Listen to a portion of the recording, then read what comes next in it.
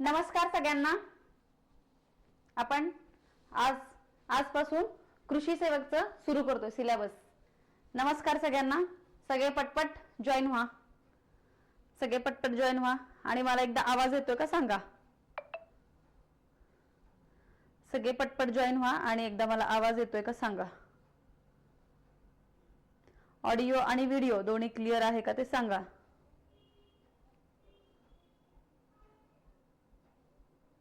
Yes, चला पटपट join व्हा. ज्यांना माहित नाहीये की ॲग्रीचं लेक्चर सुरू झालंय त्यांना सांगा. तुमचे कोणी मित्र वगैरे मैत्रिणी असतील तर त्यांना सांगा की कालपासून ॲग्री सिलेबस आपण विश्लेषण केला आणि आज आपण उद्यान विद्याशास्त्र जो भाग आहे तो बघतोय, ज्याला आपण हॉर्टिकल्चर असं म्हणतो, तो भाग आपण बघतोय सध्या.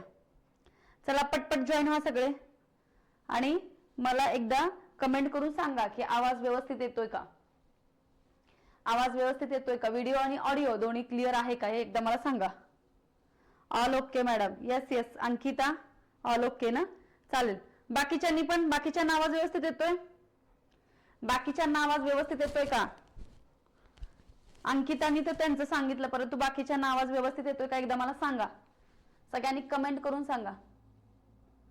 कमेंट करा आणि सांगा मला आवाज व्यवस्थित येतोय का. तुमचे कोणी मित्र मैत्रीण असेल तर त्यांना सांगा. आपले ॲग्रीचे लेक्चर सुरू झालेले आहेत. यस, कालपासून आपण ॲग्रीचा सिलेबस सुरू केलेला आहे. काल जी लोक काय लाईव्ह होते त्यांना माहित आहे की कालपासून आपण सुरू केलेलं आहे. यस यस, क्लिअर आहे ना. यस, प्रणिता, बालाजी, श्वेता. यस, चालेल.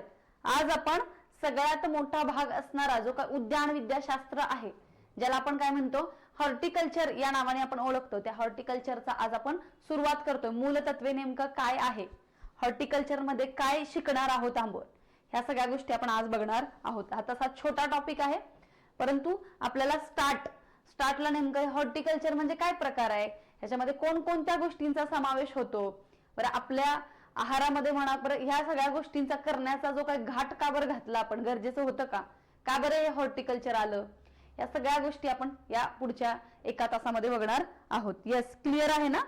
चालेल. की नेमकं एवढं सगळं जे काय आहे, तंत्रज्ञान केलं, हे केलं, ते करण्यामागचं कारण काय होतं, का बरं हे हॉर्टिकल्चर करावं लागलं, ह्याच्या मागचं आपल्याला होणारे फायदे आहारातले असतील. यस, मानवासाठी का बरं हे सगळ्या गोष्टी कराव्या लागल्या, त्यासोबत यामध्ये वेगवेगळ्या कुठल्या गोष्टींचा समावेश होतो जो पुढे जाऊन आपण ते सगळं अभ्यासणार आहोत. ते सगळं आपण आज या लेक्चरमध्ये पाहणार आहोत की उद्यान विद्याशास्त्राची मूलतत्वे म्हणजे उद्यान विद्याशास्त्र नेमका काय विषय आहे तो आज आपण समजून घेणार आहोत. यस, त्याच्यानंतर पुढे आपण बाकीचं सुरू करणार आहोत. चला सगळ्यांनी पटपट थंब द्या आणि सांगा की आता आपण सुरू करूया. सगळ्यांनी पटपट थंब द्या. आपण कमेंट या गोष्टीतूनच काय होतो, कनेक्ट होतो. त्यामुळे कमेंट करायच्या, सांगायचं आवाज क्लिअर येतो का नाही, ऑडिओ व्यवस्थित आहे का नाही. 1 तास आपण ह्या सगळ्या गोष्टी घेत असतो, त्यामुळे 1 तासाचं जे काही लेक्चर आहे ते व्यवस्थित पद्धतीने गेलं पाहिजे. त्याच्यामुळे कमेंट करून सांगायचं लगेच काही प्रॉब्लेम असेल तर. यस, चालेल. आपण आज जो काही भाग बघतो ज्याचं नाव काय आहे, उद्यान विद्याशास्त्र. पेन बदलू आपण आज. हे नाही दिसत आहे, वाईट घेऊ.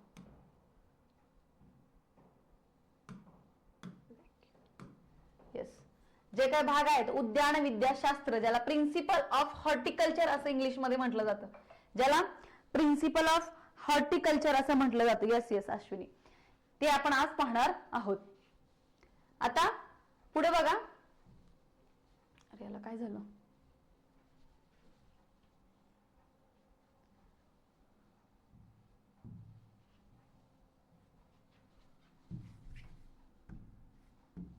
एकच मिनिट हा, जरा बघू काय विषय झालाय.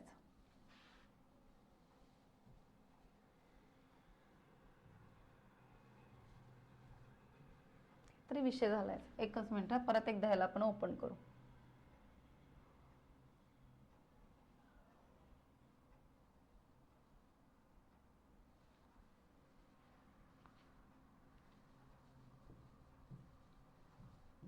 अरे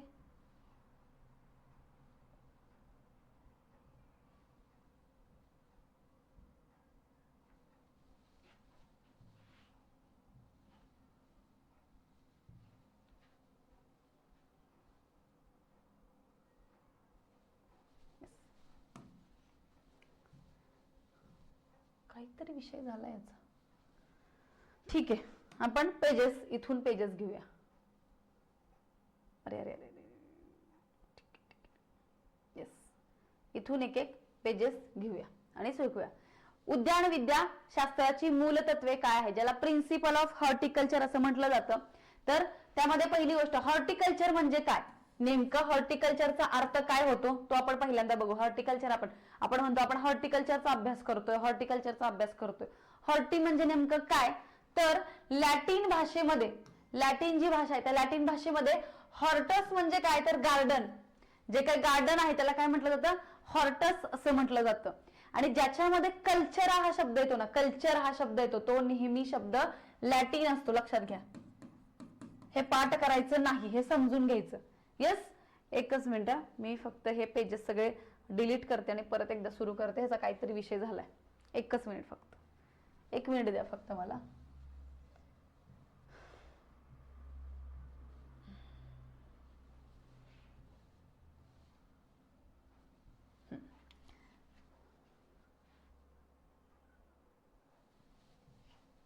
अरे ह्याचा काहीतरी विषय झालाय. ठीक आहे, जाऊ द्या. पण हे घेणं पुढचं आपल्यासाठी महत्वाचं आहे, ते जाऊ दे, काय का होईना. तर हॉर्टिकल्चर जो हा विषय आहे, हॉर्टिकल्चर हा लॅटिन भाषेतला, ज्याला हॉर्टस असं म्हटलं जातं. हॉर्टस म्हणजे काय, तर गार्डन, ज्याला आपण काय म्हणतो, बागकाम. बागकामाला काय म्हटलं जातं, गार्डन असं म्हटलं जातं. जे बागेला आपण काय म्हणतो, गार्डन, ज्याच्यामध्ये बागकाम केलं जातं त्याला गार्डन असं म्हटलं जातं. आणि कल्चरा, कल्चरा म्हणजे काय, कल्टिवेशन. कल्टिवेशन म्हणजे काय, शेती करणं, एखाद्या गोष्टीची लागवड करणं, मशागत करणं, त्याला कल्टिवेशन म्हटलं जातं. त्यालाच लॅटिन भाषेमध्ये काय म्हटलं जातं, कल्चर असं म्हटलं जातं. जिथं जिथं कल्चर हा शब्द येतो, कल्चर हा शब्द हा नेहमी आणि नेहमी लॅटिन भाषेतूनच येतो. लक्षात घ्या, हा नेहमी आणि नेहमी कसा येतो, लॅटिन भाषेतूनच येतो. कल्चर हा जर शब्द तुम्हाला दिसला तर तो कल्चर हा शब्द कुठून येतो, लॅटिन भाषेतून आलेला असतो. तर त्याच्यामुळं हॉर्टी म्हणजे काय, तर गार्डन, ज्याला आपण गार्डन म्हणतो. बागकाम जे आहे त्या बागकामाला काय म्हणतो, किंवा बाग जी असते त्याला काय म्हणतो आपण, हॉर्टी असं म्हणतो. येस, लॅटिन भाषेमध्ये त्याला गार्डनला हॉर्टी असं म्हटलं जातं. आणि कल्चर म्हणजे काय, मशागत करणे, तिथे एखाद्या गोष्टीची लागवड करणे, त्याला कल्चर असं म्हटलं जातं. त्यामुळे आता लक्षात आलं असेल तुम्हाला, लॅटिन भाषेतून हॉर्टी आणि कल्चर ह्याचा अर्थ तुम्हाला कळाला असेल. आता व्याख्या काय बघा, हॉर्टिकल्चरची व्याख्या काय, नेमकं कृषी शास्त्राच्या शाखेमध्ये फळझाडं असतील, भाजीपाला असतील, फुलझाडं असतील, शोभिवंत झाडं असतील, यांच्या लागवडीचा शास्त्रीय पद्धतीने जो काय अभ्यास केला जातो. कशा पद्धतीनं, शास्त्रीय, हे तो वर्ड खूप महत्वाचा आहे आपल्यासाठी. शास्त्रीय पद्धतीने जो काय अभ्यास केला जातो, किंवा त्यासोबत काढणी पश्चात तंत्रज्ञानाचा, जेव्हा ह्या जे काही फळं असतील, फुलं असतील, शोभिवंत झाडं असतील, सुगंधी वनस्पती असतील, ह्या सगळ्यांचं जेव्हा आपण लागवड करतो आणि लागवडीनंतर त्याची काढणी केल्यानंतर जे काही तंत्रज्ञान आपण वापरतो, त्या तंत्रज्ञानाला काय म्हणतो आपण, उद्यान विद्याशास्त्र. त्या तंत्रज्ञानाला आपण काय म्हणतो, हॉर्टिकल्चर असं म्हणतो. हॉर्टिकल्चर कशाला म्हटलं जातं, आता लक्षात आलं का तुमच्या, की जे काही फळझाडं असतील, फळबागा असतील, फुलझाडं असतील, त्यासोबत भाजीपाला असेल, सुगंधी वनस्पती असतील, ह्या ज्या सगळ्या गोष्टी ह्यांची एकतरी लागवड करणं आणि लागवडीनंतर काढणी पश्चात ह्यांचं जे काही तंत्रज्ञान आहे, हे आधुनिक पद्धतीने एकतर यांची लागवड करणं आणि काढणी पश्चात असणारं ह्यांचं जे काही तंत्रज्ञान आहे त्याचा अभ्यास करणं म्हणजे काय करणं, हॉर्टिकल्चर. त्याला हॉर्टिकल्चर असं म्हटलं जातं. त्याला उद्यान विद्याशास्त्र, फलोत्पादन विद्या असं सुद्धा त्याला म्हटलं जातं.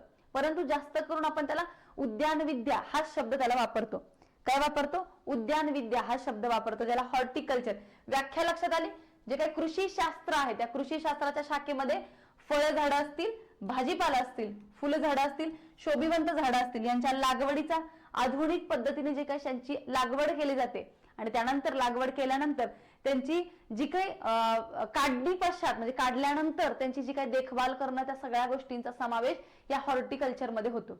येस, आपल्याला माहिती आहे की आपण आता पुढे जाऊन या सगळ्या गोष्टींचा अभ्यास करणार, नर्सरीचा अभ्यास करणार आहोत.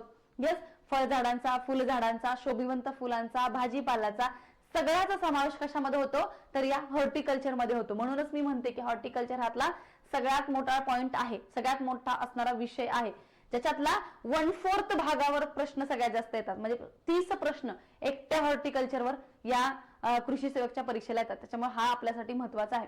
कृषी मूलतत्वे पण आहेत, ते पण आपण घेणार आहोत, परंतु हा सगळ्यात मोठा विषय आहे, त्यामुळे तो आपण पहिल्यांदा घेतलेला आहे.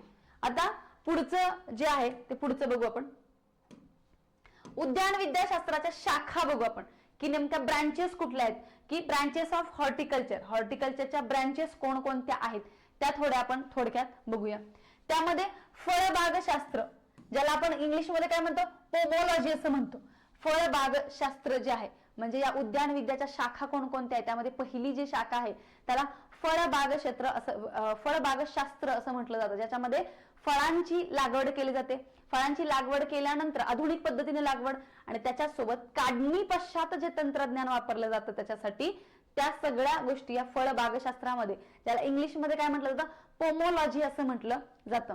आता पोमोलॉजी हा ग्रीक शब्द आहे. मगाशी आपण कल्चर, जिथं जिथं कल्चर येतं ना तिथं काय असतं, लॅटिन हा शब्द असतो, आणि जिथं जिथं लॉजी येतं, लॉजी लास्टला लॉजी जिथं येतं तेव्हा ग्रीक शब्द असतो. एकदम सोपा आहे. कल्चर जिथं येतं तिथं काय असतं, तर तिथं लॅटिन भाषेतून आलेलं असतं ते, आणि जिथं असतं लॉजी, लॉजी हे शब्द येतं तेव्हा तिथं काय असतं, ते ग्रीक भाषेतून आलेला शब्द असतो. एवढं लक्षात ठेवा. तुम्हाला आता अजिबात हे परत वाचायची गरज नाही. कल्चर लॅटिन भाषेतनं, आणि जे काय लॉजी लास्टला येतं, कुठल्याही शब्दाच्या लास्टला लॉजी जर आलं तर ते ग्रीक भाषेतून आलेलं असतं. आलं लक्षात? लॉजी म्हणजे ग्रीक भाषेतून आलेलं असतं. पोमोलॉजी हा ग्रीक शब्द असून पोमम म्हणजे काय माहितीये का, फ्रुट्स. पोमम म्हणजे काय, जे काही फ्रुट्स आहेत, जी काही फळं आहेत त्यांना पोमम असं म्हटलं जातं. आणि लोगस म्हणजे काय, तर त्याचा अभ्यास करणं किंवा त्याचा लागवड करणं, कल्टिवेशन. कल्टिवेशन म्हणजे काय, त्याची आधुनिक पद्धतीने त्याची काय करणं, लागवड करणं एखाद्या गोष्टीची, त्याला कल्टिवेशन किंवा स्टडी. पोमोलॉजीला काय, पोमोलॉजी म्हणजे नेमकी काय, फळबागशास्त्र. ज्याला पोमम म्हणजे काय, फ्रुट्स म्हणजेच काय त्याला म्हटलं जातं, फळं असं म्हटलं जातं. आणि जे कल्चर, पोमोलॉजी जे कल्चर जे आहे, कल्टिवेशन आहे, ते कल्टिवेशन म्हणजे काय, त्या फळांची लागवड करणं, त्याचा अभ्यास, त्या लागवडीत केलेला जो काय लागवड करतो त्याचा अभ्यास करणं, त्याला पोमोलॉजी असं म्हटलं जातं. हॉर्टिकल्चर मधल्या शाखेंचा अभ्यास करताना ही पहिली शाखा बी आपण अभ्यासलेली आहे, त्याचं नाव काय, पोमोलॉजी, ज्याला फळबागशास्त्र असं म्हटलं जातं. येस, मला एकदा सगळ्यांनी थंब देऊन सांगा की तुम्हाला कळतंय की नाही, तुम्हाला हे कळतंय का नाही, येतंय का लक्षात नेमकं आपलं काय सुरू आहे. एकदा मला थंब देऊन सांगा सगळ्यांनी की तुम्हाला कळतंय का नाही. कळत नसेल तर ते पण सांगा, कळतंय का नाही ते पण सांगा, आणि कळत नसेल ते पण सांगा, की जेणेकरून आपल्याला, मला नेमकं कळेल की तुम्हाला मी जे सांगते ते कळतंय का नाही. येस, एकदा मला थंब देऊन सांगा की तुम्हाला कळतंय की नाही.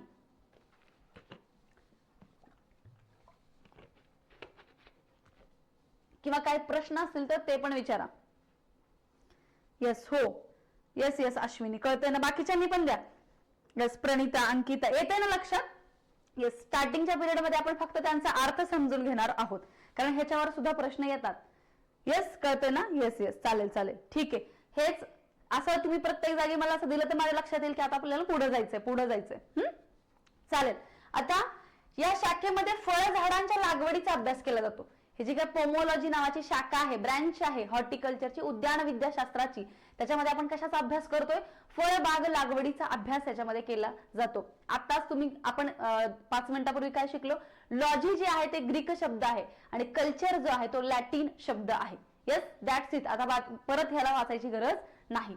इथं मी तुम्हाला चित्राच्या माध्यमातून, हे बघा नर्सरी वगैरे, फळबागशास्त्र, हे चित्राच्या माध्यमातून ह्या गोष्टी तुम्हाला दिलेल्या आहेत. हे बघा, फळांची जी काही बाग आहे त्यासोबत ही नर्सरी आहे, आधुनिक पद्धतीने जी काही नर्सरी आहे ती फळबागशास्त्र. ह्याच्यानंतरचा जो काय आता पुढचं आहे ते आहे, अरे एकच मिनिट, खाली वर होते. या पोमोलॉजीच्याच काय आहेत, त्या वेगवेगळ्या शाखा आहेत. पोमोलॉजी मध्येच वेगवेगळ्या छोट्या छोट्या शाखा आहेत किंवा ब्रांचेस आहेत, ते आपण बघूया. ज्याचं नाव फंडामेंटल पोमोलॉजी आहे. फंडामेंटल म्हणजे काय, मूलभूत असणाऱ्या गोष्टी. मग मूलभूत काय काय त्यामध्ये असणाऱ्या गोष्टी, तर फळझाडांसाठी असणारी जमीन, की नेमकी जमीन कशी असावी फळझाड लागवडी करताना, हवामान कसं असलं पाहिजे, त्यांच्या वाढीच्या सवयी कशा असतात, या सगळ्या मूलतत्वांचा अभ्यास करणं म्हणजेच काय, त्याचा अर्थ तर त्याचा अर्थ आहे फंडामेंटल, म्हणजे मूलभूत गोष्टींचा अभ्यास करणं. कारण आपल्याला समजा एखाद्या फळबागाची लागवड करायची असेल फॉर एक्झाम्पल, तर त्यासाठी आपल्याला काय करावं लागेल अगोदर, कारण फळबाग हे काय 1-2 वर्षासाठी नसतो, आपण बहुवार्षिक ती झाडं घेत असतो. ऍटलीस्ट 10 वर्षासाठी आपण फळबाग लावत असतो. त्यामुळे त्यासाठी आपल्याला पहिल्यांदा सगळ्यात महत्वाची की ती जागा कशी आहे, जमीन कशी आहे ते बघणं गरजेचं आहे. त्यासोबत त्याला पाणी, तिथं असणारं हवामान कसं आहे, त्या हवामानानुसार आपण योग्य त्याच हवामानामध्ये येणाऱ्या पिकांची आपण निवड केली आहे का नाही, त्यासोबत त्या सगळ्या गोष्टी पाहणं गरजेचं आहे. त्या गोष्टी कशामध्ये येणार, मूलभूत जे काही पोमोलॉजी आहे, म्हणजेच मूलभूत ज्या काही गोष्टी आहेत त्या काय आहेत, जमीन, पाणी आणि हवामान, आणि त्यासोबत आपण ज्या पिकाची निवड करतोय ती गोष्ट या मूलभूत या घटकामध्ये येते. दुसरी जी आहे ती कमर्शियल आहे, ज्याला आपण व्यापारी जे काय व्यापारी असं म्हणतो त्याला. यस, व्यापार तत्वावर करणारं जे काही फळबागशास्त्र आहे त्याच्यामध्ये काय काय येणार की व्यावसायिक दृष्ट्या फळझाडे लागवडीचा अभ्यास असेल किंवा अभिवृद्धीचा अभ्यास असेल, टिश्यू कल्चर वगैरे या सगळ्या गोष्टी आपण बघणार आहोत. किंवा लागवडीसाठी ज्या वेगवेगळ्या पद्धतीचा वापर केला जातो, द्राक्षाच्या बाबतीत खुंट वापरला जातो, वेगवेगळ्या कलमांचा भेट कलम चिक्कूच्या बाबतीत वापरला जातो, यस गुट्टी कलम डाळिंबाच्या बाबतीत वापरला जातो, ह्या अभिवृद्धीच्या पद्धती त्याला म्हटलं जातं. यस, त्याचसोबत त्याच कमर्शियल मध्ये की व्यावसायिक दृष्ट्या फळझाडे लागवडीचा अभ्यास करायचा आहे, कारण आपली खूप मोठी इन्व्हेस्टमेंट त्याच्यामध्ये असते. एखादा फळझाड लावायचे असेल, फळबाग तुम्हाला लावायची असेल तर मोठी इन्व्हेस्टमेंट त्याच्यामध्ये असते. सिस्टमॅटिक पोमोलॉजी तिसरी गोष्ट आहे, ज्याच्यामध्ये झाडांचं काय केलं झालं असणार आहे, व्यवस्थापन कशा पद्धतीचं किंवा वर्गीकरण कसं असणार आहे, त्याची शास्त्रीय नावं काय असणार आहेत, द्विनाम पद्धतीचं ज्या काही गोष्टी आहेत, ज्या टेक्निकल गोष्टी आहेत त्या टेक्निकल गोष्टींचा सुद्धा या पोमोलॉजीच्या शाखेमध्ये 3 शाखांचा समावेश होतो. त्याच्यामध्ये मूलभूत शाखा, दुसरी कमर्शियल म्हणजे व्यावसायिक शाखा, आणि तिसरी सिस्टमॅटिक असणारी, या 3 शाखेचा याच्यामध्ये समावेश होतो या पोमोलॉजीच्या म्हणजेच फळबागशास्त्राच्या शाखेमध्ये. आता इथे बघा सिट्रिकल्चर, आपण काय म्हणतो सायट्रिक काय सीड्स नाही, सायट्रिक असणारी जे काही फ्रुट्स आहेत ज्याला आपण लिंबूवर्गीय फळं म्हणतो. सायट्रिक जे असतात फळं त्याला आपण लिंबूवर्गीय फळं म्हणतो. त्याच्यामध्ये मग मोसंबी असेल, संत्री असेल, स्वतः लिंबू असेल, जी काही आंबट असणारी फळं आहेत त्याला सायट्रिक फ्रुट्स असं म्हटलं जातं. त्यामध्ये लिंबूवर्गीय फळझाडांचा पण अभ्यास केला जातो, त्याला सिट्रिकल्चर असं म्हटलं जातं. कल्चर आलं की समजायचं की ते लॅटिन मधून आलेलं आहे, आणि अभ्यास करणं, एखाद्याचा स्टडी करणं म्हणजे कल्चर. सिट्री म्हणजे लिंबूवर्गीय फळझाडांचा अभ्यास करणं, त्याला काय म्हटलं जातं, सिट्रिक कल्चर असं म्हटलं जातं. त्यासोबत व्हिटिकल्चर कशाला म्हटलं जातं, द्राक्ष लागवडीचा जो अभ्यास केला जातो, व्हिटिकल्चर हे महत्वाचं आहे आपल्याला. MCQ अशा पद्धतीचे आलेले आहेत. व्हिटिकल्चर म्हणजे काय, द्राक्ष लागवडीचा ज्यामध्ये अभ्यास केला जातो त्या कल्चरला काय म्हटलं जातं, व्हिटिकल्चर असं म्हटलं जातं. आता पुढचा जो आहे तो ओनिओलॉजी. ओनिओलॉजी म्हणजे त्याच्यामध्ये वाईनचा, द्राक्षापासून काय बनवतो आपण, वाईन बनवतो.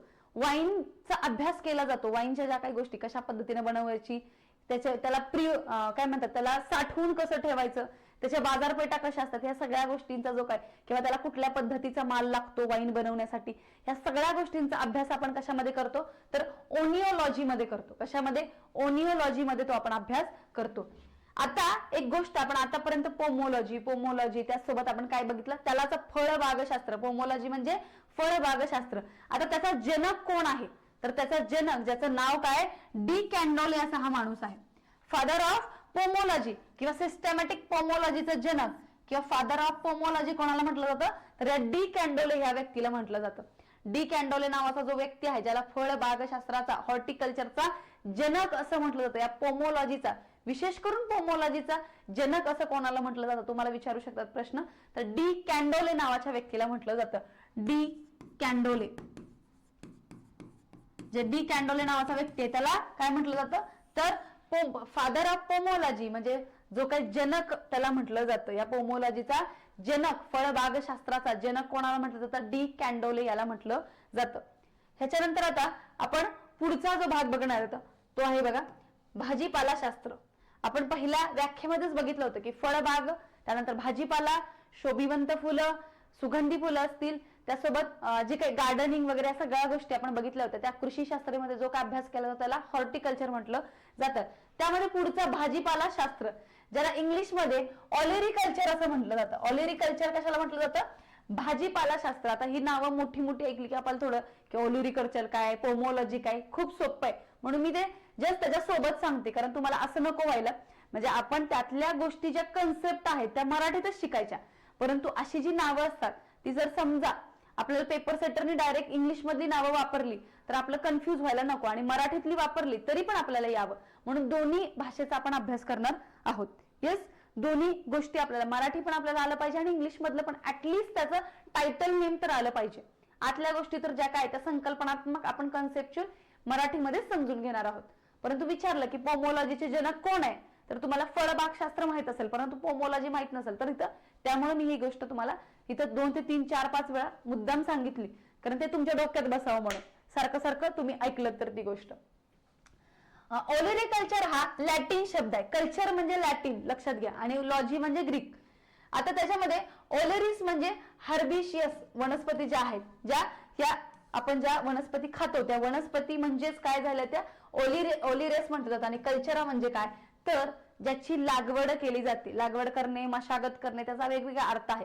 कल्चर म्हणजे काय, एखाद्या गोष्टीची लागवड करणं, यस, किंवा त्याची शेती करणं, त्याला कल्चर असं म्हटलं जातं. त्यामुळे ओलिरिकल्चरचा ओलिरियस म्हणजे ज्या काही वनस्पती आहे ज्या खाण्यायोग्य, इथं असणाऱ्या बघा वनस्पती तुम्हाला दाखवल्या आहेत. टोमॅटो आहे, लसूण आहे, त्यासोबत इथं काय म्हणतात, मला त्याचं नाव आठवं ना, ब वरून काहीतरी ह्याला म्हटलं जातं. येस, त्यासोबत इथं असणार बघा जे काही वनस्पती आहे ते वनस्पती कशा, भाजीपाला शास्त्र, भाजीपालाची लावलेली पिकं आहेत, अशा पद्धतीने आपण इथं घेतलेलं आहे.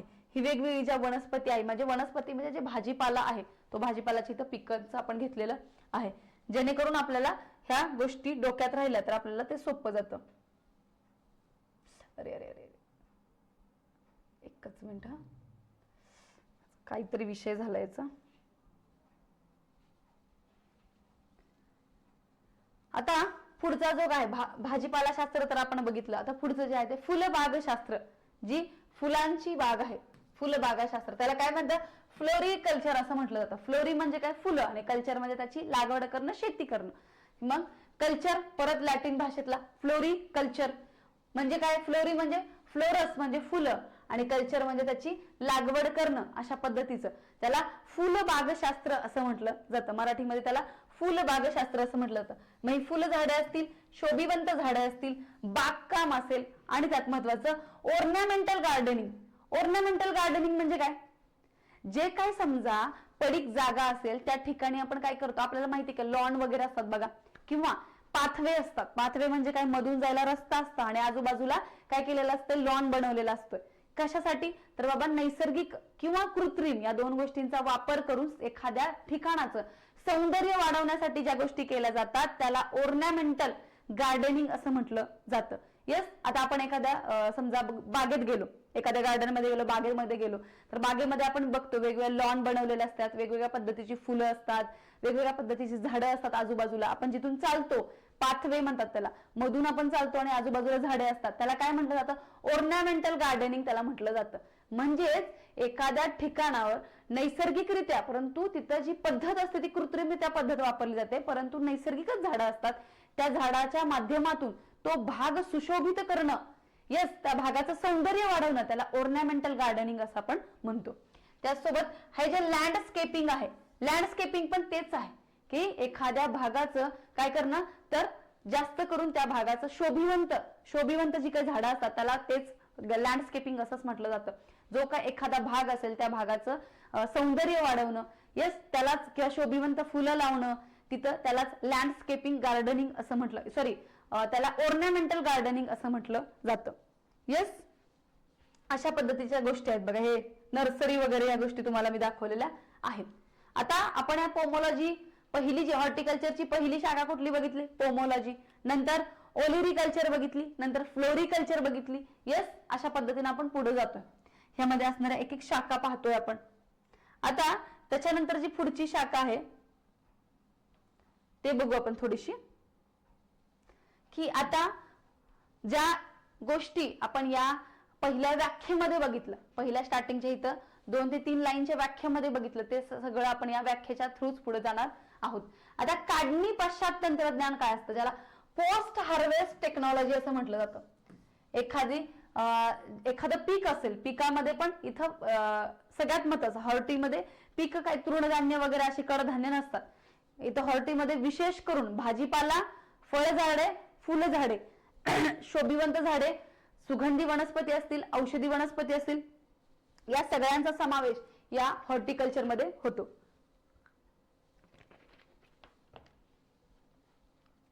परंतु हे सगळं आपण कशासाठी करतो? जास्तीत जास्त उत्पादन मिळावं म्हणून, आपल्याला जास्तीत जास्त पिकातून नफा मिळावा. ज्या साधारण पिकं असतात, तृणधान्य पिकं असतील, कडधान्य पिकं असतील, त्यातून आपल्याला तेवढा नफा मिळतो का? नाही. ही जी काही वेगळी पिकं आहेत, वेगळी म्हणजे ज्या पिकातून आपल्याला जास्तीत जास्त नफा मिळू शकतो, याचा अर्थ मग ही पिकं ह्यांची जेव्हा काढणी केली जाते त्यानंतर त्याच्यावर वेगवेगळे तंत्रज्ञान वापरले जातात. का? कारण त्याची व्यवस्थित पद्धतीने त्याची पॅकिंग झाली पाहिजे, त्याची व्यवस्थित पद्धतीने क्लासिफिकेशन झालं पाहिजे. म्हणजे त्याच्या साईज नुसार, फळं असतील तर साईज नुसार जातील, कलर नुसार जातील, फुलं असतील तर ती फ्रेश असायला पाहिजेत. येस, अशा पद्धतीच्या गोष्टी या पोस्ट हार्वेस्ट टेक्नॉलॉजीमध्ये, काढणी पश्चात तंत्रज्ञानामध्ये येतात. या शाखेत उद्यान विद्या पिकांच्या काढणीनंतर तंत्रज्ञानाचा आणि त्यापासून मूल्यवर्धित पदार्थ निर्मितीचा, म्हणजे त्याला प्रिझर्वेशन म्हणतो. एखादी गोष्ट आपण काय करतो? साठवणूक करून ठेवतो जास्त कालावधी, कारण जेव्हा त्याचा सीझन येईल तेव्हा ती गोष्ट आपल्याला विकायची असते, म्हणून ती काय करतो? आपण प्रिझर्व करून ठेवतो, ती आपण गोष्ट साठवून ठेवतो. त्याला आपण परिरक्षण असं म्हणतात मराठीमध्ये. याचा अभ्यास करणं त्याला पोस्ट हार्वेस्ट टेक्नॉलॉजी असं म्हटलं जातं. आता या उद्यान विद्याशास्त्रामध्ये कशाचा समावेश होतो? मगाशी ज्या पाहिल्या त्याच गोष्टी आहेत. फळझाडे, फुलझाडे, भाजीपाला, शोभिवंत झाडे, लागवडीची पिके, मसाला पिके, सुगंधी पिके, आयुर्वेदिक किंवा औषधी पिके, या सगळ्यांचा समावेश या कशामध्ये होतो? या हॉर्टिकल्चर मध्ये होतो. आता यामध्ये या गोष्टी तुम्हाला दिसतात का नाही बघा, की ज्याच्यामध्ये पॅकेजिंग व्यवस्थित पाहिजे, आपल्याला पॅकेजिंग व्यवस्थित केलं पाहिजे, त्याचं स्टोरेज, त्याचं जे काय त्याचं टेम्परेचर वगैरे, वेगवेगळ्या पिकांच्या बाबतीत, फुलांच्या बाबतीत, फळांच्या बाबतीत, भाजीपाल्याच्या बाबतीत त्यांचे वेगवेगळे एक काय म्हणतात, त्याच्यासाठी एक प्रिन्सिपल आहेत किंवा त्याच्यासाठी एक काहीतरी मापदंड आहे. त्या मापदंडानुसार त्यांचं स्टोरेज केलं जातं. त्यासोबत पीएच सायकोलॉजी, त्यांची पीएच नुसार सुद्धा त्यांच्या ज्या काही गोष्टी आहेत त्यानुसार त्या कोल्ड स्टोरेज मध्ये त्या गोष्टी साठवल्या जातात. प्रोसेसिंग कशा पद्धतीची असते, येस, त्यासोबत वेस्ट मॅनेजमेंट वगैरे या सगळ्या गोष्टी इथे जरी दिसत नसेल तर तुम्हाला जेव्हा मी ही पीपीटी, ही जेव्हा पीडीएफ देईल त्यामध्ये तुम्हाला हे दिसून जाईल. इथं फर्मंटेशन, येस, वाईन वगैरे बनवण्यासाठी आपल्याला फर्मंटेशन करावं लागतं. तर फर्मंटेशन वगैरे या गोष्टी, फूड सेफ्टी आणि क्वालिटी अश्युरन्स अशा पद्धतीच्या गोष्टी, पीएचटी त्याला असं म्हटलं जातं. काढणी पश्चात तंत्रज्ञानामध्ये या तक्त्यामध्ये तुम्हाला सगळ्या गोष्टी कळतील की काढणी पश्चात तंत्रज्ञानामध्ये कोणकोणत्या गोष्टीचा समावेश होतो. एक तर तुम्हाला साठवणूक करावी लागते व्यवस्थित, आणि ती साठवणूक करताना पण त्याचे काही मापदंड असतात. मराठीमध्ये त्याला मापदंड असं म्हणतो आपण. काही त्याची मार्गदर्शक प्रिन्सिपल असतात, मापदंड असतात. ते मार्गदर्शक मापदंडाचा वापर करूनच वेगवेगळ्या फळभाज्यांच्या, फुलं असतील, फळभाज्या असतील, फळझाडं असतील, या सगळ्यांची मापदंड वेगवेगळे असतात. कारण त्यांचे काढणीचा कालावधी वेगळा असेल, त्या पिकाचा प्रकार वेगळा असेल, त्याच्यानुसार त्याची साठवणूक केली जाते. त्यालाच आधुनिक पद्धतीनं साठवणूक करणं असं म्हटलं जातं. कारण त्यातून आपल्याला या नॉर्मल पिकापेक्षा जास्तीत जास्त त्यातून काय मिळत असतो? नफा आपल्याला मिळत असतो. येस, त्यामुळे या सगळ्या गोष्टी आपण करतो. आता पुढे जाऊन पुढचं बघू आपण.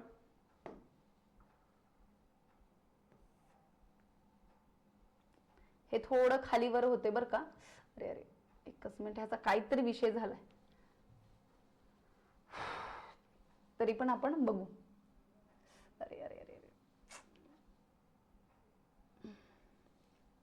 काय विषय झालाय मला लक्षात येईना. हा, ह्याच्यानुसार करू म्हणजे खालीवर होणार नाही. आता थोडस आपण उद्यान विद्याशास्त्राचं महत्व काय आहे ते बघूया. उद्यान विद्याशास्त्राचं म्हणजे इम्पॉर्टन्स ऑफ हॉर्टिकल्चर हे आपण थोडंसं बघू. एकूण उद्यान विद्या पिकांचा वाटा किती? 10 ते 15%. तसा तर हा वाढला पाहिजे अजून, कारण यातूनच आपल्याला परकीय चलन मोठ्या प्रमाणात मिळतं. तर हे उद्यान विद्या पिकांचा वाटा किती आहे? तर 10 ते 15%. ज्यातनं उत्पादन किती होतं? 33% होतं. आपल्याला माहिती की आपल्याकडे उत्पादन मोठ्या प्रमाणात होतं, परंतु ज्या काही साठवणुकीच्या, प्रिझर्वेशनच्या पद्धती असतील, यस, ज्या काही स्टोरेजच्या पद्धती असतील, या सगळ्या गोष्टीचं साठवणूक असेल, या सगळ्या गोष्टी तेवढ्या आपल्या क्वालिटीच्या नाहीयेत. त्यामुळं जो काही प्रोडक्ट गोष्टी आहेत, म्हणजे समजा एखादा आपण हे बनवलं, काय म्हणतात, एखाद्या पिकाची लागवड केली, फळबाग, समजा फळबागामध्ये आपण आता द्राक्षे घ्या, द्राक्षानंतर त्याच्यामध्ये मनुका बनतो, वाईन बनते, यस, या सगळ्या गोष्टी बनण्यासाठी आपल्याकडे तेवढं मोठं तंत्रज्ञान नाही, किंवा आपण बनवल्यानंतर ते ज्या पद्धतीने ज्या मापदंडामध्ये ते सगळ्या गोष्टी पाठवायला लागतात कुठं परदेशामध्ये, तेवढ्या ताकदीनं भारतातून जात नाही, त्यांचं प्रोडक्शन एवढ्या मोठ्या पद्धतीनं होत नाही. येस, त्याच्यामुळे बराचसा माल आपला काय होतो इथंच खराब होऊन जातो, किंवा त्या मालाची किंमत तेवढी मिळत नाही. त्यामुळे बऱ्यापैकी आपण प्रिझर्व करण्याच्या बाबतीत, आपण साठवणूक करण्याच्या बाबतीत आणि त्यासोबत साठवणूक करण्यासाठीची जी काही क्षमता आहे किंवा त्यासाठी असणाऱ्या ज्या काही गोष्टी आहेत त्या पण आपल्याकडे कमी अवेलेबल आहेत. कोरडवाहू असेल, पडीक असेल, डोंगराळ जमिनीवर कोरडवाहू फळझाडांची लागवड करून ती जमीन उपयोगात आणता येते. म्हणजे महत्व काय आहे तर समजा एखादा भाग कोरडवाहू असेल, पडीक असेल किंवा डोंगराळ जमीन असेल, तिथं काय केलं जातं, कोरडवाहू जे फळं आहे, कोरडवाहू फळामध्ये कुठली कुठली फळं येतात, बोर असेल, आवळा असेल, डाळिंब असेल, अशी काही फळं आहेत की ज्याच्यामध्ये जी त्याला जमीन कोरडवाहू म्हणजे पाणी कमी असलं तरी चालतं, आणि जी काही जमीन आहे ती पण काही इतकी खूप अशी भारी दर्जाची असावी असं काही गरजेचं नाही. हलकी जरी जमीन असेल, डोंगराळ जरी जमीन असेल, त्याच्यावर आपण काजू, बोर असेल, आवळा असेल, डाळिंब असेल, ह्या वेगवेगळ्या फळझाडांची काय करतो आपण लागवड करू शकतो. त्यामुळे पहिली गोष्ट आहे की जी पडीक जमीन आहे त्या पडीक जमिनीचा वापर हॉर्टिकल्चर मध्ये आपण करू शकतो. दुसरी गोष्ट आहे अन्नधान्य पिकाची आणि उद्यान विद्या पिकाची उत्पादन बाबतीची जर तुलना केली तर आपल्याला काय माहितीये की उद्यान विद्या पिकापासून आपल्याला हेक्टरी उत्पादन अधिकच मिळतो, म्हणजेच आपला आर्थिक नफा जास्त होतो. उद्यान विद्यामध्ये आपला नफा जो आहे तो कसा असणार आहे, त्याच्यापेक्षा जास्तच असणार आहे. यस, त्याच्यापेक्षा जास्तच असणार आहे. जेवढा आपला नॉर्मली पिकांमध्ये असतो त्या पिकांपेक्षा ह्याच्यामध्ये जास्तीत जास्त नफा, म्हणून तर आपण काढणी पश्चातच्या गोष्टी असतील, त्यासोबत त्याच्या अगोदरच्या ज्या काही पद्धती आहेत त्या शास्त्रीय पद्धतीने करतो. त्याच्या मागचं कारण काय की आपल्या मालाला जास्त भाव मिळावा म्हणून. दुसरी गोष्ट आहे की औद्योगिक दृष्ट्या ही पिकं कशी महत्वाची असून उद्योगधंद्यांना सगळ्यात महत्वाची गोष्ट, जे काही उद्योगधंदे आहेत त्या उद्योगधंद्यांना काय होतं, आपण कच्चा माल पुरवत असतो. फळझाडं असतील, फुलझाडं असतील, या सगळ्या गोष्टीच्या माध्यमातून आपण उद्योगधंद्यांना कच्चा माल पुरवत असतो, ज्याच्यामुळे आपल्याकडचे जे काही प्रक्रिया उद्योग आहेत, यस, त्यामुळे अत्तर, सौंदर्य प्रसाधन, ह्या सगळ्या गोष्टी कशामुळे चालतात तर आपण लागवड केलेल्या कच्च्या मालामुळेच ह्या प्रक्रिया उद्योग चालू शकतात. आपण जे काही फळझाडं असतील, फुलझाडं असतील, त्यासोबत शोभिवंत फुलं असतील, ह्या सगळ्याच्या माध्यमातून काय होतं की पुढे जाऊन जे काही प्रक्रिया उद्योग त्याच्यावरच चालत असतात. अशा पद्धतीच्या गोष्टी आहेत. आता त्याच्यानंतर जी गोष्ट आहे, पण थोडस उद्यान विद्या पिकांचं वर्गीकरण कशा पद्धतीने केलं जातं. ऍक्च्युली हे सोपं आहे, सायन्सचा थोडासा भाग आहे, परंतु थोडंसं आपण बघूया याच्यामध्ये की उद्यान विद्या पिकांचं वर्गीकरण कशा पद्धतीने केलं जातं. क्लासिफिकेशन ऑफ हॉर्टिकल्चरल क्रॉप्स त्याला म्हटलं जातं. त्याच्यामध्ये बोटने हे जे काही क्लासिफिकेशन आहे वनस्पती शास्त्रीय, ज्याला आपण बॉटनी असं म्हणतो, त्या बॉटनीचं क्लासिफिकेशन जो काही व्ही.एच. विटाकार नावाचा माणूस आहे, त्या व्ही.एच. विटाकारने 1969 मध्ये काय केलं, सजीवांचं वर्गीकरण केलं. या जो काही व्ही.एच. विटाकर आहे, या व्ही.एच. विटाकरने काय केलं, सजीवांचं वर्गीकरण केलं. त्यामध्ये पहिले जे सजीव आहेत ते मोनेरा, यस, त्यामध्ये बॅक्टेरिया होत्या. पहिल्यांदा जे काय आपले सजीव सृष्टी निर्माण झाली, पहिल्यांदा पाणी होतं आणि त्या पाण्यातनं काय झालं, बॅक्टेरिया, त्यालाच मोनेरा असं म्हटलं जातं. पुढे जाऊन एकपेशीय अमिबा वगैरे, प्रोटेस्टा त्याला म्हटलं जातं, प्रोटेस्टा, एकपेशीय जे सजीव आहे त्यांची निर्मिती झाली, ज्यामध्ये अमिबा असेल, युग्लिन असेल, या पान वनस्पतीची निर्मिती झाली. पुढे ज्याला आपण फंगी असं म्हणतो, एखाद्या गोष्ट बुरशी, मशरूम वगैरे, मशरूम काय बुरशीच आहे, परंतु बुरशी दोन प्रकारची आहे, एक खाण्यायोग्य आणि एक खाण्यायोग्य नसलेली, अशा पद्धतीचे. मग आपण मशरूमचा वापर, जरी ती बुरशी असली तरी पण मशरूमचा वापर खाण्यासाठी केला जातो. आणि दुसरी एक बुरशी असते ज्याच्यामधून पिकांना प्रॉब्लेम येतो, ज्यामधून पिकांचं उत्पादन कमी होतं, त्यातून वेगवेगळे रोग निर्माण होतात. प्लांटा, ज्याला वनस्पती असं म्हणतो ना, ॲनेमिलिया म्हणजे जे काय प्राणी हा आपल्या सजीवाच्या बाबतीतला झाला, परंतु वनस्पतीच्या बाबतीत जर बघितलं तर जगात सगळ्यात प्रगती असणारी म्हणजे जे काही पुष्प आणि सपुष्प, म्हणजे ज्याला फुलं असणारी झाडं आणि फुलं नसणारी झाडं, अशा पद्धतीचं त्या ॲनेमिलियाचं असणारं वनस्पती. ॲनेमिलिया म्हणजे हे प्लांटा म्हणजे वनस्पती, आणि हे प्राणी असतात, परंतु काही नॉर्मल असे प्राणी नाही. जे प्राणी असे असतात की ज्याच्यातून वनस्पतीचं सपुष्प आणि अपुष्प असे दोन प्रकार त्याच्यामध्ये पडतात, ज्याला आपण क्रिप्टोगॅमस असं म्हणतो.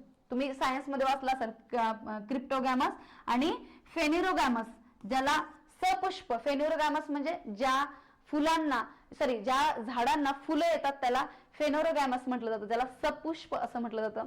आणि ज्याला क्रिप्टोगॅमस म्हणजे ज्याला फुलं झाडं येत नाहीत, म्हणजे जी काही झाडं आहेत त्यांना फुलं येत नाहीत त्यांना काय म्हटलं जातं, अपुष्प असं म्हटलं जातं. अपुष्प तुम्ही लक्षात व्यवस्थित ठेवा. क्रिप्टोगॅमस आणि फेन्युरोगॅमस अशा पद्धतीनं. आता या जी काही फेन्युरोगॅमस आहे ज्यांना सपुष्प असं म्हटलं जातं, त्याच्यामध्ये पण अपुष्प मधली वेगळी जी कॅटेगरी आहे त्याच्यामध्ये पडतं आणि सपुष्प मध्ये पडतं. या अपुष्प मध्ये पडणारी जी काही 3 प्रकार आहे ज्याला आपण थॅलोफायटा असं म्हणतो. आपण बघा आता थॅलोफायटाचा अभ्यास केलेला आहे. थॅलोफायटा म्हणजे दुसरं तिसरं काय नाही, जे काही पाण्यावर येणारी छोटी छोटी वनस्पती असते. थॅलोफायटाला अजून काहीच नाही, म्हणजे ती जस्ट सुरुवात असणारी असते, ज्याच्यामध्ये शेवाळ असतं, बुरशी असतं, लिचन असतं. थॅलोफायटा असं म्हटलं जातं. ज्या वनस्पतीला फुलं येत नाहीत, ज्याला आपण क्रिप्टोगॅमस असं म्हणतो. त्या क्रिप्टोगॅमस मध्ये 3 प्रकार पडतात. ती 3 प्रकारामधला पहिला प्रकार थॅलोफायटा असतो.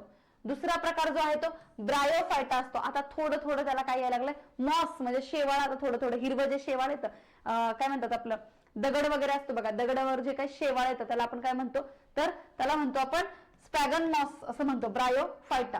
आणि तिसरं जे आहे ज्याला आपण टेरिटोफायटा असं म्हणतो, ॲझोला फन जे असतात त्या, म्हणजे ह्या ज्या काही वनस्पती असतात त्या वनस्पती जरी झाडं असतात परंतु ही वनस्पतीला फुलं येत नाहीत, म्हणून त्यांना काय म्हटलं जातं, क्रिप्टोगॅमस, अपुष्प वनस्पती म्हटलं जातं. आणि अपुष्प मध्ये 3 भाग पडतात, थॅलोफायटा, ब्रायोफायटा आणि टेरिटोफायटा. या 3 भागांचा याच्यामध्ये समावेश होतो अपुष्प वनस्पतीमध्ये. आता पुढे जाऊन आपण जे काही सपुष्प आहे, म्हणजे ज्या झाडांना फुलं येतात त्याच्यामध्ये कुठली कुठली प्रकार पडतात ते थोडंसं बघू आणि त्याच्यानंतर पुढे जाऊया. आता सपुष्प म्हणजे काय बघा, ज्याला फेन्युरोगॅमस म्हणतात. आता या फेन्युरोगॅमस मध्ये पण 2 प्रकार पडतात, ज्याला जिम्नोस्पर्म म्हटलं जातं. बिया उघडे असणं, ज्याच्यामध्ये बिया उघडे असतात त्याला आपण जिम्नोस्पर्म किंवा अनावृत्त बीजी असं म्हणतो. किंवा दुसरी गोष्ट अँजिओस्पर्म असतं, जे बिया झाकलेल्या असतात. ज्याच्यामध्ये बिया झाकलेल्या असतात ना त्यांना अवृत्त बीजी म्हटलं जातं. बिया ज्याच्यामध्ये झाकलेल्या असतात त्याला काय म्हटलं जातं, अवृत्त बीजी. आणि बिया ज्याच्यामध्ये उघड्या असतात त्याला काय म्हटलं जातं, तर त्याला म्हटलं जातं जिम्नोस्पर्म. बिया उघडे असणं म्हणजे अनावृत्त बीज मराठीमध्ये. यस, त्यामध्ये आपण याच्यामध्ये पण प्रकार पडतात बघा, की बिया झाकल्यामध्ये आहेत ते एकदल आणि द्विदल असे, डायकॉट आणि मोनोकॉट असे प्रकार पडतात. आता एकदल म्हणजे काय, जे काय आपला तांदूळ असेल, ज्वारी असेल, गहू असेल, ह्याला आपण काय म्हणतो, एकदल म्हणतो. ज्याच्यातून 2 भाग होत नाहीत, त्या जे काही धान्याचं किंवा ज्या काही गोष्टी आहेत त्याच्यात जे काही 2 भाग होत नाही त्याला आपण काय म्हणतो, एकदल म्हणतो. परंतु जे काही कडधान्य आहेत, हरभरा असेल, तूर असेल, ह्या ज्या काही गोष्टी आहेत, वाटाणा असेल, ज्याचे 2 भाग असे होतात त्याला आपण मोनोकॉट त्याला डायकॉट असं म्हटलं जातं. मोनो म्हणजे 1 आणि डाय म्हणजे 2. येस, एवढं लक्षात ठेवा. डाय म्हणजे 2, ज्याला द्विदल. आणि त्यामध्ये ह्या सगळ्या गोष्टी आहेत की ज्याच्यामध्ये आपण फॅमिली, जीनस, स्पेशीज यांचा अभ्यास त्यामध्ये करत असतो. या एकदल वर्गीय पिकं, द्विदल वर्गीय पिकं, ज्याला आपण तृणधान्य पिकं म्हणजे एकदल वर्गीय, ज्याला आपण कडधान्य पिकं ज्याला द्विदल वर्गीय म्हणतो. येस, ह्याच गोष्टी आहेत, त्याच्यामध्ये काही वेगळं नाही. तुम्हाला ऐकताना थोडंसं वाटत असेल, कारण बऱ्याच दिवसापासून आता तुमचा काय झालाय, ब्रेक पडलेला आहे, त्यामुळे तसं वाटू शकतं. आता यामध्ये बघा, जे काही आपण अवृत्त बीजे बघितली, ज्याला आपण अँजिओस्पर्म, जिम्नोस्पर्म म्हणतो, त्या जिम्नोस्पर्मच्या इथं आपण प्रकार बघणार आहोत, ज्याच्यामध्ये एकबीजपत्री आणि द्विबीजपत्री जे आहे त्याच्यात काय फरक असतो. एक दलाचं बीज, ज्याच्यामध्ये एकच बीज असतं, ज्याचे 2 भाग होत नाही, त्याला आपण काय म्हणतो, एकबीजपत्री असं म्हणतो. त्यामध्ये तंतुमय मुळं असतात. तुम्ही काय म्हणतात आपल्या भुईमुगाच्या शेंगा बघितलेत का, भुईमुगाची मुळं खाली असणारी बघितलेत का, त्यांना एवढं जास्त म्हणजे काय, भुईमुगाची नाही म्हणू शकत आपण, ढाळे वगैरे असतात आपले, ढाळे. हरभराची जी काही खाली असणारी जी काही त्याची मुळं असतात ती कशी असतात, तंतुमय मुळं असतात. म्हणजे त्यांच्यामध्ये इतका काही दम नसतो, ती साधारण असतात, त्याला तंतुमय मुळं म्हणतात. बघा, हे बघा इथं दाखवलं की जी काही हरभराची मुळं असतात, परंतु त्याच जागी आपण जर भुईमुगाची घेतली तर ती कशी असं स्ट्रॉंग, आतमध्ये खोलवरती रोवली गेलेली असतात. त्याला आपण काय म्हणतो, तर त्याला 2 दलाचं बीज, ठळक मुळे म्हणतो त्याला. हे बघा इथं ठळक मुळे आहेत, ठळक मुळे ह्याच्यामध्ये दिलेले आहेत. यस, आलं लक्षात. ही ठळक मुळे जी आहे तुम्हाला दिसत असावं. अरे हे काहीतरी प्रॉब्लेम झालाय. ठीक आहे, पान हे समांतर असतं, ह्याच्यामध्ये खोड जे असतं ते पोकळ असतं. केळी असेल, बांबू असेल, याचा समावेश या एकबीजपत्री वनस्पतीमध्ये होतो. आणि ह्याचं असणारं जे काय खोड आहे ते खोड कसं असणार आहे, भरीव असणार आहे. अशा पद्धतीचे याच्यामध्ये फूल त्रिभागी असणार आहे. बांबू, केळी, कांदा, लसूण, तांदूळ या सगळ्याचा समावेश कशामध्ये, एकबीजपत्रीमध्ये होतो. आणि द्विबीजपत्रीमध्ये शेंगदाणा, आंबा, मोहरी, सूर्यफूल म्हणजे ज्या काही गोष्टी त्याच्या जी काही मुळं आहेत ती मुळं कशी आहेत, त्याची स्ट्रॉंग मुळं आहेत, तंतुमय मुळं त्याच्यामध्ये आहेत. अशा पद्धतीच्या या गोष्टी आहेत. आता बघा,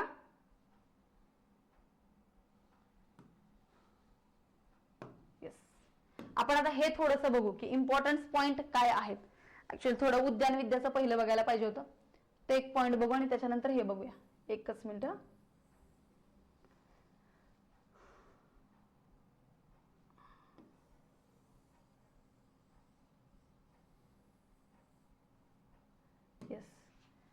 मगाशी जे आपण उद्यान विद्या जे काही महत्व बघितलं, इम्पॉर्टन्स बघितले, त्याच्यामध्ये हे थोडंसं आहे की भाजीपाल्यावर प्रक्रिया करून त्यापासून आपण उत्पादने बनवू शकतो, उद्योगधंद्यासही चालना मिळते.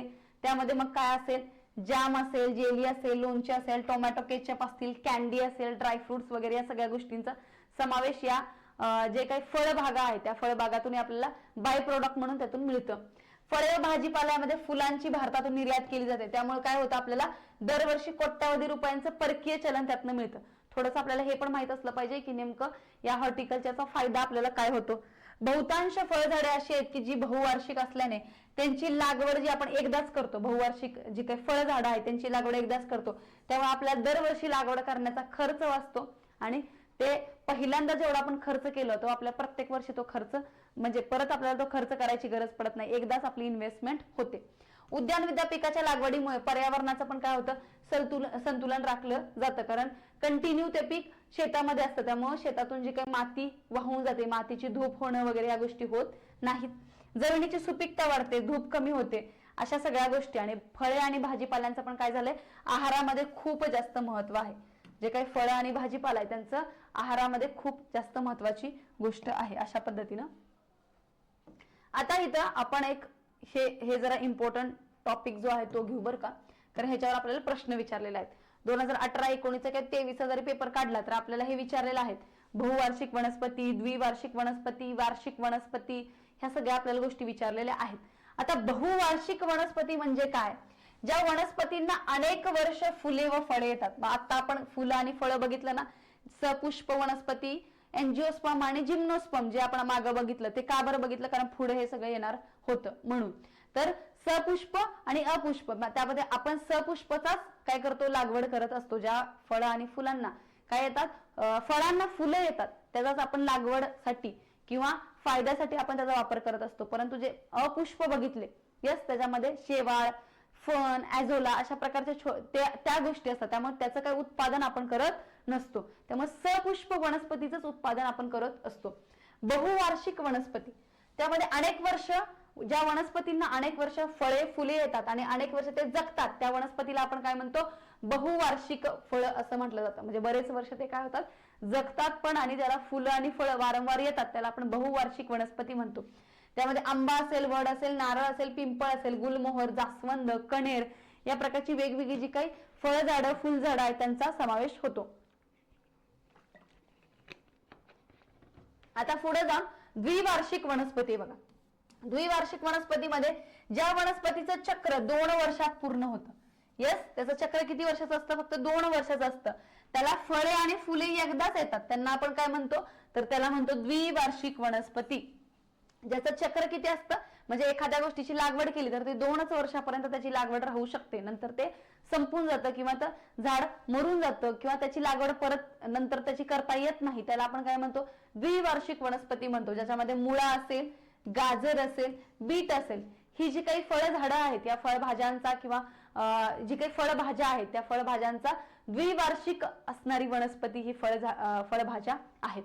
त्यानंतर वार्षिक वनस्पती.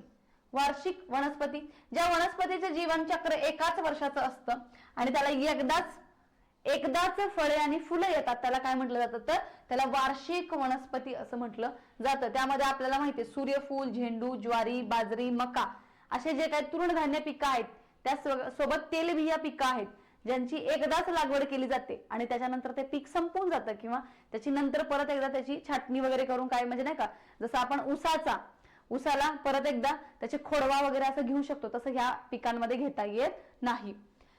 खोडाला ज्या ठिकाणी पाने फुटतात त्याला काय म्हणतो आपण, पेरे असं नोड असं म्हणतात बघा, हे लक्षात घ्या. खोडाला ज्या ठिकाणी पाने फुटतात त्याला आपण पेरे असं म्हणतो, मराठीमध्ये त्याला पेरे, इंग्लिशमध्ये त्याला नोड असं म्हटलं जातं. खोडांच्या 2 पेरातील अंतराला कांडे, इंटरकोड आपण काय म्हणतो, कांडे.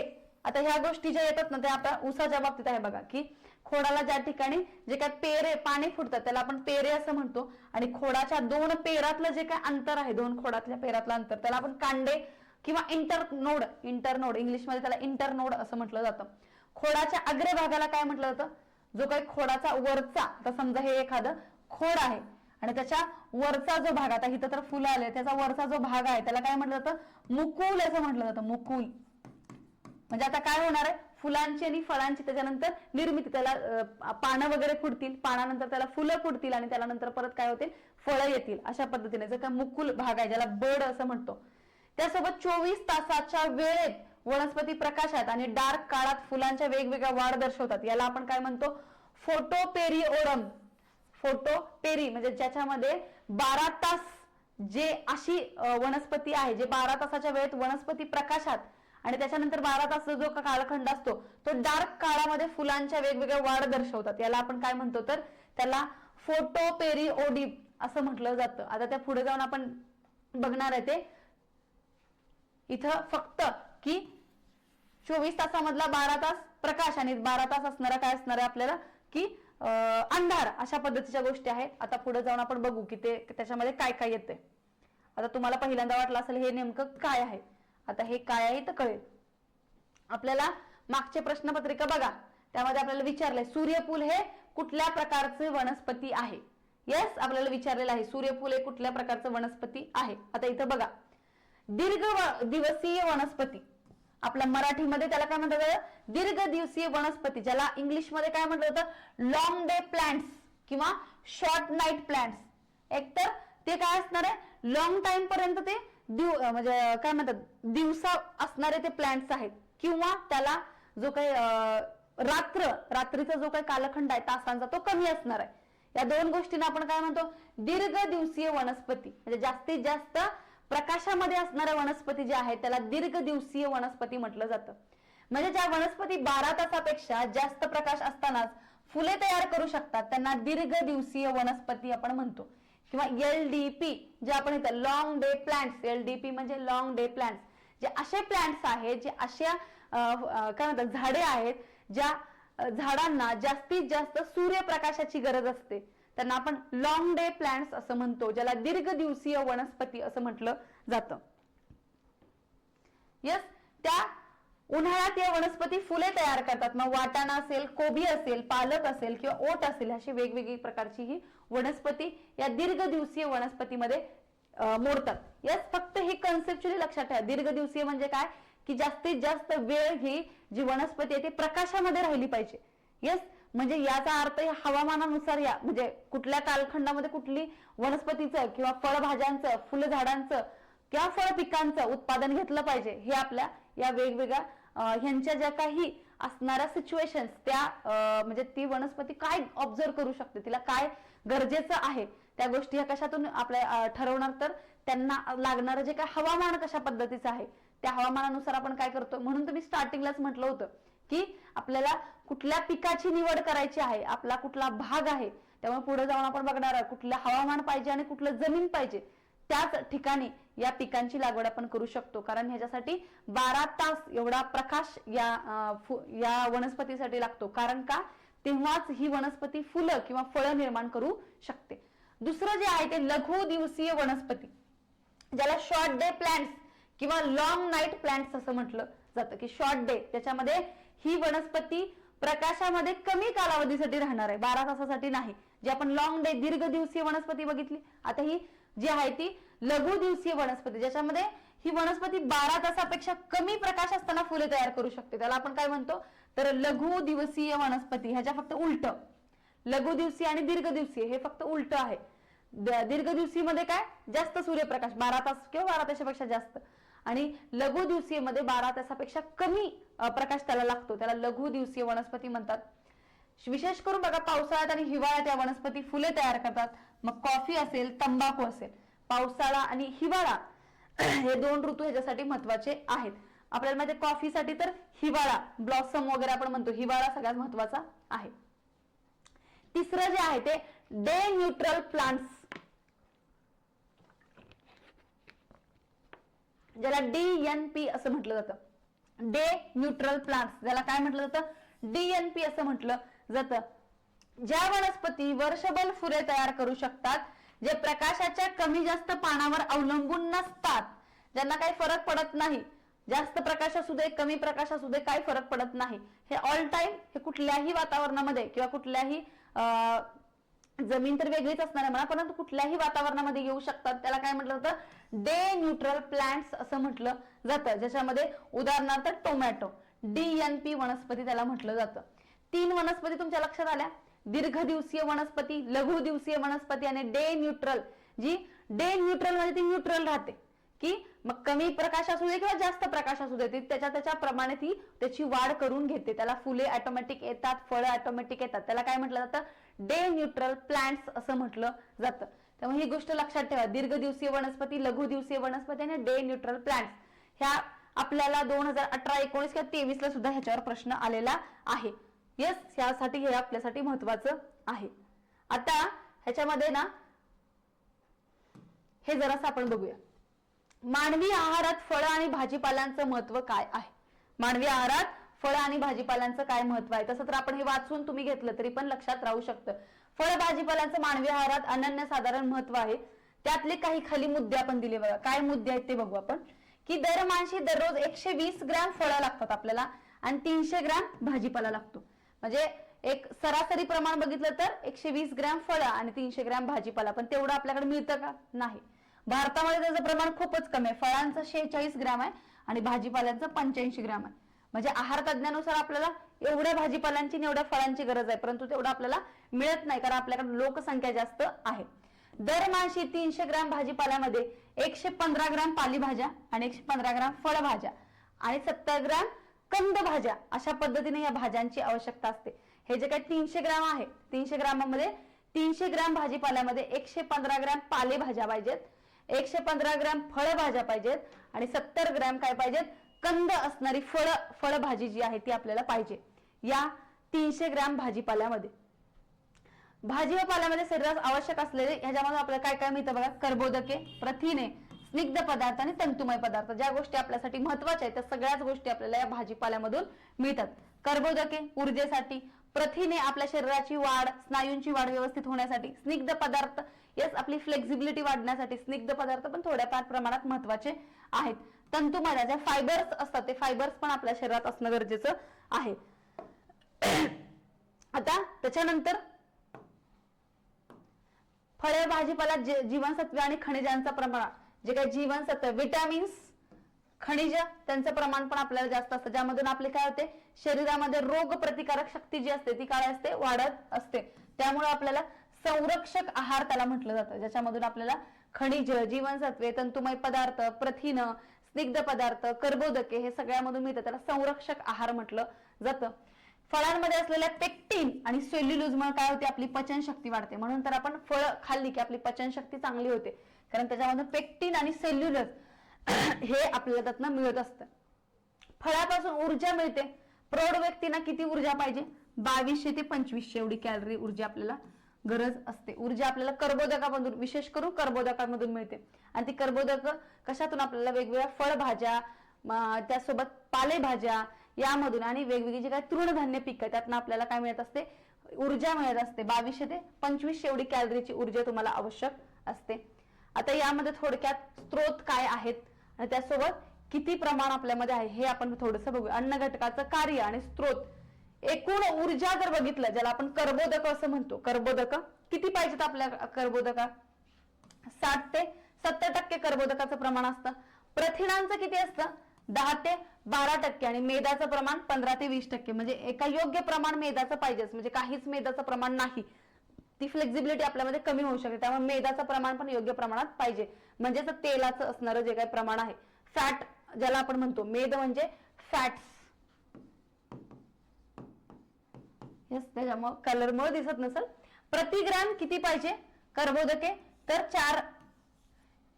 4 किलो कॅलरीज, 4 कॅलरीज पाहिजे एका ह्याच्यामध्ये. आपल्याला किती पाहिजे प्रतिग्राम 4 कॅलरीज एवढे कर्बोदके पाहिजे. त्यासोबत प्रथिने पण आपल्याला 4 कॅलरीजच पाहिजे प्रतिग्राम, तिथं तुम्हाला प्रतिग्राम दिले. आणि तर 9 कॅलरीज एवढं मेद पाहिजे आपल्याला. किती पाहिजे 9 कॅलरीज एवढं मेद. दिवसाला किती ग्रॅम आपल्याला कर्बोदके पाहिजे, तर 1.5 ते 3 ग्रॅम कर्बोदके पाहिजेत. त्याचसोबत 1 ते 2 ग्रॅम आपल्याला काय पाहिजेत प्रथिने पाहिजेत. आणि 0.5 ते 1 ग्रॅम आपल्याला एवढं काय पाहिजे, तर दिवसाला असणारे हे मेद पाहिजेत. मेदांचं प्रमाण थोडंसं कमी बघा, जास्त कशाचं आहे कर्बोदकाचं प्रमाण जास्त आहे, कारण त्या कर्बोदकातून आपल्याला काय मिळते ऊर्जा मिळते. आपण जे काही चपाती त्यासोबत भात वगैरे खातो यातून आपल्याला काय मिळतं ऊर्जा मिळत असते काम करण्यासाठी. प्रमुख स्त्रोत वनस्पती, आता या वनस्पती कुठल्या कुठल्या वनस्पतीमधून काय काय मिळते, तांदूळ, गहू, मका, मूग, बटाटे, रताळे याच्यातून आपल्याला काय मिळतं कर्बोदके मिळतात. यस, डाळी असतील वेगवेगळ्या, शेंगा असतील, बदाम असेल, काजू असेल, पालेभाज्या असतील, यातून आपल्याला काय मिळतात प्रथिन मिळतात. आपल्याला प्रथिन लक्षात घ्या, जे काही प्रोटीन्स आहेत ते प्रोटीन आपल्याला डाळीमधून, शेंगामधून, यस तेलामधून वगैरे आपल्याला मिळतात.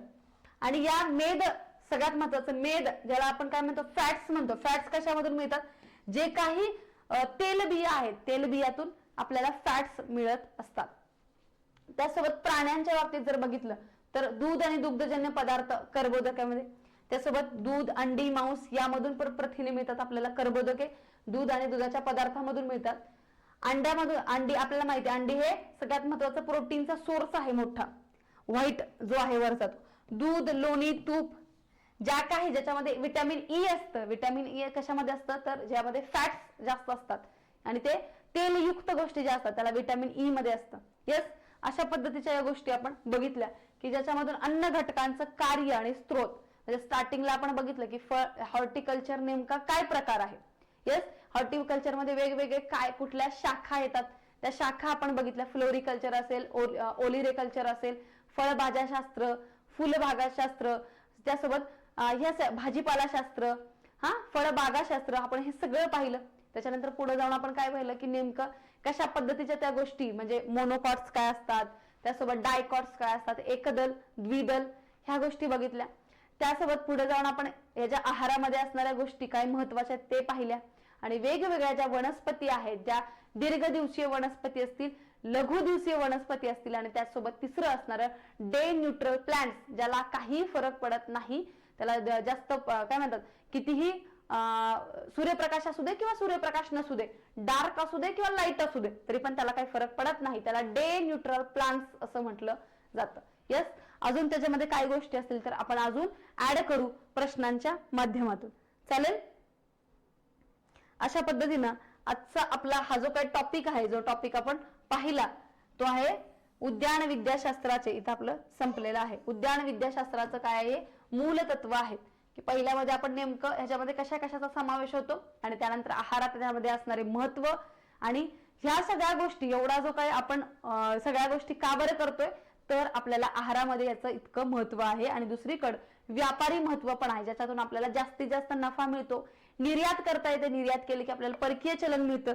या सगळ्या गोष्टी कशामधून होतात, तर या हॉर्टिकल्चर हा जो काही उद्यान विद्या भाग आहे, जो असा जाणून बुजून आधुनिक पद्धतीने, म्हणजे एखादी गोष्ट पिकांचं कसं बघा, आपण समजा एखादे तृणधान्य किंवा कडधान्य पिकं आहेत ती आपण अशीच लावून, त्याच्यामध्ये काय पण एवढी आधुनिक पद्धत वगैरे वापरत नाही, परंतु हे प्रॉपर आपण नफ्यासाठी, उत्पादनासाठी आपण ह्या गोष्टी वापरत असतो, म्हणजे उत्पादन मिळवण्यासाठी, आणि ज्यातून आपल्याला जाणून बुजून आपल्याला जास्त आहारामध्ये असणाऱ्या ज्या काही गोष्टी इन्क्लूड करण्यासाठी, आणि त्यासोबत निर्यातीसाठी वेगवेगळे जे काही कारखाने आहेत, प्रक्रिया उद्योग आहेत, त्यांना हा माल पुरवण्यासाठी ह्या सगळ्या गोष्टी नफ्याच्या उद्देशाने हे उद्यान विद्याशास्त्र जन्माला आलेलं आहे, ज्याचे जनक फळबागाशास्त्राचं डी कॅन्डोले नावाची व्यक्ती आहे.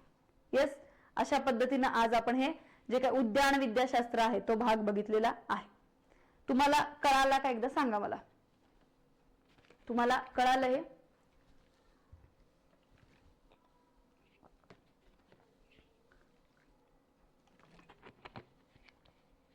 मेसेज करून सांगा मला, कमेंट करा पटपट. जे काही चाललंय ते तुम्हाला कळालं? एकदा सांगा बरं मला. थंब द्या किंवा ओके, नाही, चांगलं आहे, वाईट आहे, कळालं, नाही कळालं, जे काय असेल ते सांगा.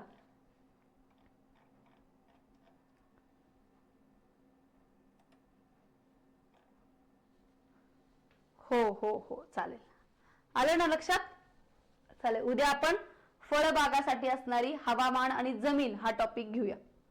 त्याला 2 दिवस लागतील कारण तो बराच मोठा टॉपिक आहे.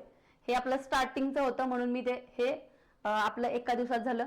परंतु यस चालेल. प्रणिता, अंकिता, मोनिका, बालाजी, अश्विनी, वैशाली, चालेल. तुम्ही रोज रेग्युलरली लाईव्ह लेक्चर जॉईन करा. यस, रोज लाईव्ह लेक्चर जॉईन करा. आपण हळूहळू याच्यावरचे PYQ पण घेऊ, सराव प्रश्न पण घेऊ. आपल्याला या गोष्टी हळूहळू सोप्या जातील. तुम्हाला कळतंय ना, मराठीत असल्यामुळे सगळ्यांना कळत असावं. तुम्ही डिप्लोमाचीच आहात ना, डिप्लोमा डिग्रीचीच आहात ना सगळे? कळतंय ना तुम्हाला की काय चाललंय आपलं? आलं ना लक्षात स्टार्टिंगचं? ज्या गोष्टी तुम्हाला डिप्लोमालाही कळल्या नसतील त्या तुम्हाला आज कळल्या असतील बऱ्याच. यस, तिथे आपण बऱ्याच वेळा कशी घोकंपट्टी करत असतो, कमी वेळ असतो त्यामुळे आपण फक्त एक्झामच्या वेळेस अभ्यास करतो. पण इथं तसं चालत नाही. एखादी परीक्षा पास करायची असेल तर आपल्याला ते कन्सेप्ट समजून घ्यावे लागेल, त्याचे प्रश्न वारंवार सोडवावे लागतील आणि तेव्हाच आपल्याला मार्क येऊ शकतात. यस, चालेल. तुम्हाला याची हे जी काही PDF आहे ती पण तुम्हाला नोट्स दिली जाईल. उद्या तुम्हाला अपलोड करायला सांगते. यस, चालेल. उद्या परत याच वेळेला आपण लेक्चर घेणार आहोत संध्याकाळी, असंच 10 ते 11. ओके, डिप्लोमा आहे ना? यस, आलं ना अश्विनी? कळालं ना? पण आलं ना तुम्हाला लक्षात? कळतंय ना तुम्हाला? जे काही लोक लाईव्ह आहेत, भरपूर लोक लाईव्ह आहेत, येते ना, सगळ्यांनी मेसेज करा की आम्हाला यस लक्षात येते. आपण आता हे कंटिन्यू करणार आहोत. चालेल, थांबूया आता आपण. ओके, डिप्लोमाच्या आहात ना? यस, अश्विनी, वैशाली, चालेल. तुम्ही रेग्युलरली सगळे लेक्चर पुढं 3.5-4 महिने जे काही वेळ लागेल, आता मला एक्झॅक्ट नाही सांगता येत कारण काही लेक्चर आपले एक्स्ट्रा होतील वगैरे, त्यामुळे वेळ लागू शकतो. ओके, आलं ना लक्षात तुमच्या? तुम्हाला कळणं महत्वाचं आहे. तुम्हाला लक्षात आलं की मग काय टेन्शन नाही. आपण पुढे जाऊन PYQ ची पण रिव्हिजन घेऊ आणि मग तुमच्या लक्षात येईल की जे आपण शिकतोय ते सगळं PYQ चा बेस घेऊन शिकतोय. कारण PYQ माझं कुठलंही लेक्चर असू दे, हिस्ट्रीचं असू दे किंवा हे लेक्चर असू दे, माझं कोणतंही लेक्चर होऊ दे, भविष्यात मी PYQ ही गोष्ट सोडू शकत नाही कारण त्याच्याशिवाय पॉसिबलच नाहीये तुमच्यापर्यंत ह्या सगळ्या गोष्टी पोहोचवणं. PYQ मधूनच आपण सांगू शकतो की नेमका अभ्यास किती, कसा, कोणता करायचा. यस, धन्यवाद प्रणिता, मोनिका, सगळ्यांचा धन्यवाद. चालेल, आपण उद्या याच वेळेला भेटणार आहोत. ऍटलिस्ट थोड्या दिवस, जोपर्यंत जरा म्हणजे नाही का वेळेचं हे होत नाही तोपर्यंत आपण असंच हेच टायमिंग ठेवू 10 ते 11, जेणेकरून समजा 11च्या वेळेस आपल्याला थोडंफार काय राहिलं तरी पण 11:30 पर्यंत आपल्याला घेता येतं. यस, कारण मग जर त्याच्या अगोदर घेतलं की मग दुसरं एखादं लेक्चर असतं, त्याच्यामुळे प्रॉब्लेम येतो. यस, चालेल, धन्यवाद. माझा पूर्ण हाच उद्देश आहे की काय होतं, थोडं इंग्लिश मधले वर्ड्स असले ना तर प्रॉब्लेम येतो. तसं ती गोष्ट खूप सोपी असते, त्याच्यामध्ये काहीच रॉकेट सायन्स नसतं. पहिली गोष्ट तुम्हाला क्लिअर करते की काहीच रॉकेट सायन्स नसतं, खूप सोप्या असतात त्या गोष्टी. फक्त आपण कधी ऐकलेल्या नसतात म्हणून आपल्याला अवघड वाटतं. एवढा साधा विषय असतो की आपण कधी त्या गोष्टी ऐकलेल्या नसतात, ते आपल्यासाठी नवीन असतं म्हणून आपल्याला वाटतं काहीतरी वेगळं आहे. परंतु जे रेग्युलर स्थानिक भाषेतल्या ज्या काही शब्द असतात ते आपण ऐकलेले असतात, ते आपल्याला लगेच कॅच होतात आणि आपल्याला त्या गोष्टी लवकर कळतात पण. आणि टेन्शन कमी होऊन आपलं ऑटोमॅटिक काय म्हणतात, तो कचरा कमी होतो, टेन्शन कमी होतं आपलं आणि आपलं अभ्यासाच्या दिशेने आपण ऑटोमॅटिक जायला लागतो. यस, चालेल, धन्यवाद सगळ्यांचा धन्यवाद. आता आपण थांबूया आणि उद्यापासून तुमचे कोणी मित्र असतील तर त्यांना जॉईन करायला सांगा. म्हणजे बऱ्याच जणांना माहित नाही की आपण टेक्निकल सुरू केलेलं आहे, त्यामुळे सगळ्यांना सांगा. जे काही तुमच्या ओळखीचे असतील बॅच मधले एकमेकाला सांगा की आपण 10 ते 11 हा आपला रोजचा टायमिंग आहे सध्या तरी. पुढे जाऊन आपण तो जर चेंज केला तर तो तुम्हाला वेळोवेळी लाईव्ह लेक्चर म्हणजे कंटेंट आणि लाईव्ह असं असतं, मग लाईव्ह मध्ये तुम्हाला कळून जातं की आपण टाइम कुठला केलेला आहे तो. यस, चालेल, धन्यवाद. थांबू आता आपण. चालेल, धन्यवाद. उद्या भेटूया सगळे.